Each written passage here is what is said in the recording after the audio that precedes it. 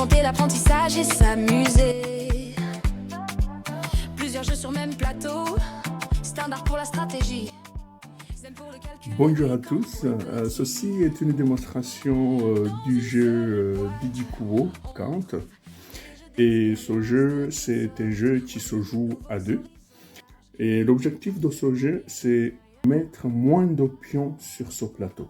Pour mettre moins de pions sur le plateau, les joueurs vont être obligés de faire des comptages de pions et ils vont surtout travailler avec ce qu'on appelle les compléments à 10. Comme vous le voyez sur le plateau, nous avons des cases de même couleur et ces cases de même couleur qui sont horizontales font la somme de 10. Comme vous le voyez ici, nous avons 1 plus 9, ça nous fait 10, 2 plus 8, ça fait 10, 3 plus 7, ça fait 10, et la dernière couleur, 6 fois 4, ça fait 10. Alors, ça, c'est pour des cases qui forment des lignes horizontales. L'exception, c'est cette ligne verticale, où 0 plus 5, c'est pas égal à 10, c'est plutôt 5, d'où justement cette exception qui va aussi être utilisée dans le jeu. Pour faire ce jeu, on utilise le dé, on utilise aussi les pions, et bien sûr le plateau.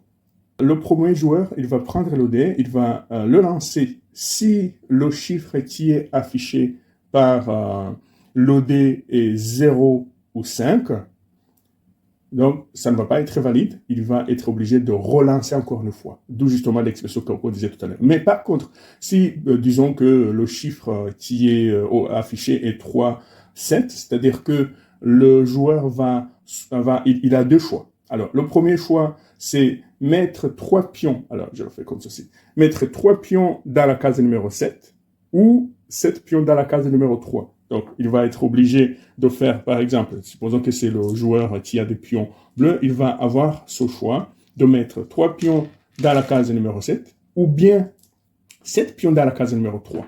Alors, vu que l'objectif, c'est de mettre moins de pions sur le plateau, d'avoir moins de pions sur le plateau à la fin de la partie, dans ce cas, il va être obligé de mettre 3 pions dans la case numéro 7.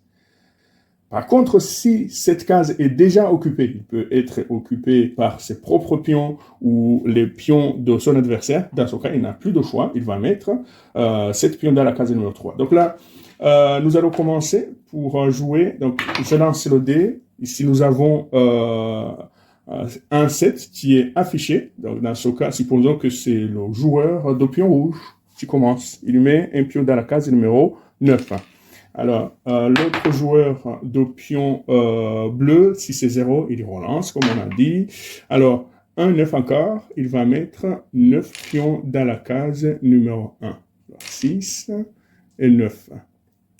Alors, on continue. Le joueur rouge a lancé le dé, il met 3 pions dans la case numéro 7. Le joueur bleu lance le dé, ça affiche 0, il relance. Alors, ici, ça nous affiche 2, 8. Le joueur bleu va mettre 2 pions dans la case numéro 8. On continue. Alors, ici, nous avons 4 pions dans la case numéro 6 ou 6 pions dans la case numéro 4. Bien entendu, on va choisir 4 pions dans la case numéro 6. Alors, le bleu relance. Il tombe dans 8 pions dans la case numéro 2. Pourquoi? Parce que les 2 pions dans la case numéro 8, c'est déjà occupé. Donc, il est obligé de mettre 8 pions dans la case numéro 2. 6 plus 2, ça fait 8. On continue. Il nous reste 2 cases. Alors, ici, nous avons un 9 qui est déjà occupé, que ce soit la case 1 ou la case 9. Donc, on est obligé de relancer. Alors, ceci n'est pas valide. Alors, 0 encore une fois, on relance. Et on tombe sur soit 3 pions dans la case numéro 7, qui n'est pas possible parce que la case est déjà occupée. Donc, on est obligé de mettre 7 pions dans la case numéro 3. Donc, ici, nous avons 3 plus 1, ça fait 7. Alors, il nous reste la dernière case. Rappelez-vous que la case 0 et la case 5 ne sont pas jouées. D'accord? Donc là, il nous reste une case. on ne va pas continuer à lancer parce que c'est cette case que le joueur de couleur bleue cherche. Donc, il va directement mettre 6 pions dans la case numéro 4. Et à la fin, les joueurs, ils vont compter. Il y a plusieurs manières pour compter ce qui a été mis sur le plateau. Il y a des joueurs qui préfèrent de faire 1, 2, 3, 4, 5, 6, 7. Après, il faut comparer.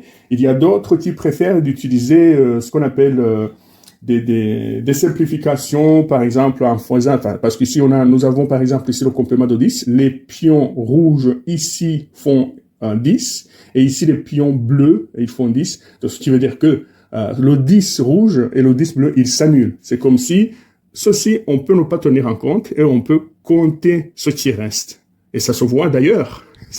Ça peut se voir que le nombre de pions rouges est inférieur au nombre de pions bleus qui se trouvent ici sur le plateau. Donc, visiblement, le joueur qui a des pions rouges est gagnant. Il y a d'autres personnes, surtout quand vous jouez avec un enfant qui ne maîtrise pas le comptage, il est possible de faire des lignes, par exemple. Donc, les lignes, on peut les faire ici sur le plateau. Donc là, j'ai pris tous les pions de joueurs qui utilisent les pions bleus et je forme une ligne circulaire. Là, je prends les pions rouges qui sont sur le plateau. Et encore une fois, je fais une ligne. Voilà. Et il est possible de voir directement la ligne la plus courte appartiennent au gagnant. Donc, supposons que si c'est l'origine, donc il y a une personne qui compte d'ici et l'autre qui compte d'ici, on voit que cette ligne la plus courte, donc c'est la ligne des pions du joueur qui a gagné le jeu. Bon, avec ça, nous terminons la démonstration Didi Kubo Count. Ceci, c'était un jeu Didi Kubo Count. Ceci, c'est un jeu qui implique 2 personnes. Et l'objectif de ce jeu, c'est d'avoir moins d'options.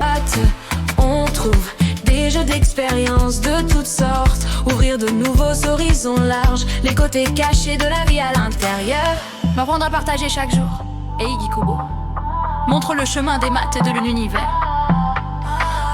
Plusieurs jeux sur même plateau, standard pour la stratégie, zen pour le calcul et oui, Kant pour les petits. Dans une seule boîte, on trouve des jeux d'expérience de toutes sortes, ouvrir de nouveaux horizons larges, les côtés cachés de la vie à l'intérieur, à l'intérieur.